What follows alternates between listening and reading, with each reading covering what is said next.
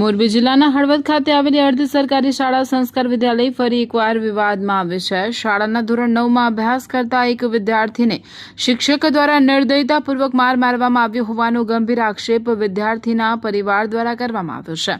પરિવારના જણાવ્યા અનુસાર વિદ્યાર્થીને અંગ્રેજી વિષયના સ્પેલિંગ ન આવડતા હોવાના કારણે ઇંગ્લિશ શિક્ષક દ્વારા તેને માર મારવામાં આવ્યો। વિદ્યાર્થીની માતાએ આક્ષેપ કર્યો છે કે બાળક બીમાર હોવાની જાણ અગાઉથી જ શાળાને કરવામાં આવી હતી, છતાં શિક્ષક અને આચાર્ય દ્વારા સંવેદનહીન બનીને તેને મારવામાં આવ્યો છે। માર મારવાને કારણે વિદ્યાર્થીના શરીર પર ચાંભા પડી ગયા હોવાનો દાવો પરિવારે કર્યો છે। માત્ર એક જ વિદ્યાર્થી નહીં પરંતુ આ શાળામાં અન્ય વિદ્યાર્થીઓને પણ અવારનવાર માર મારવામાં આવતો હોવાનો આરોપ વાલીઓ દ્વારા લગાવવામાં આવ્યો છે। આ સમગ્ર મામલે વિદ્યાર્થી અને તેના પરિવારજનોએ શાળાના ઇંગ્લિશ શિક્ષક અને આચાર્યની કાર્યપદ્ધતિ સામે સવાલ ઉઠાવી કડક કાર્યવાહીની માંગ કરી છે। શાળામાં વિદ્યાર્થીઓની સુરક્ષા અને શિક્ષકોના આવા વર્તન સામે વાલીઓમાં ભારે રોષ જોવા મળી રહ્યો છે। આ મામલે શિક્ષણ વિભાગ દ્વારા તપાસ કરવામાં આવે તેવી માંગ ઉઠી છે। કઈ શાળામાં ભણેશ, કેટલામું ધોરણ ભણેશ ને શું બનાવ બન્યો હતો?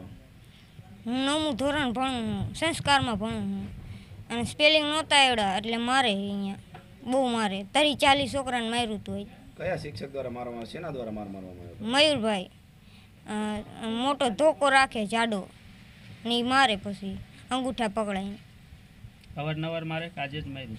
અવારનવાર મારે ગમે તારે। નિશાન પણ કંઈક પડી ગયું હોય? હા, આજે કેટલા છોકરાઓને માર્યા? આજે 30 જેવા હતા।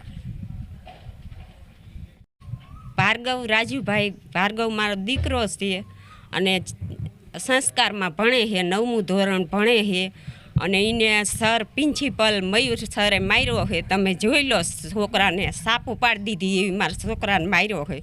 તો અમે છોકરાને ભણવા મોકલી, માર ખાવા ના છોકરાને મેં પૂછ્યું કે બેટા તારો વાંક શું તને આવો માર્યો? તો એને એમ કીધું કે મમ્મી મને પેલિંગ પૂછ્યા હતા, મને પેલિંગ ન આવડ્યા ને એટલે મને પ્રિન્સિપલ સરે માર્યો। તો મારા છોકરાને કમજોરી છે, રિપોર્ટ બધા એના સરકારી પડ્યા છે। મેં આજથી થોડાક દી પહેલાં મેં ફોન કર્યો તો ક્યાં સર ના શશિકાંત સરને મેં ફોન કર્યો તો મારા છોકરાને કમજોરી છે, તમે એને મારતા નહીં, મારશો તો મારે એને હોસ્પિટલ લઈ જવો પડશે, એની કમજોરી છે, મારી પાસે એના રિપોર્ટ બધા પડ્યા છે। એટલે મયુર સરે કીધું એમને શશિકાંત સરે કે હું કોઈ દી છોકરા ઉપર હાથ ન ઉપાડતો। તો આ મયુર સરે આજે એવો માર્યો, મારા છોકરાને મારે હોસ્પિટલ લઈ જવો પડશે।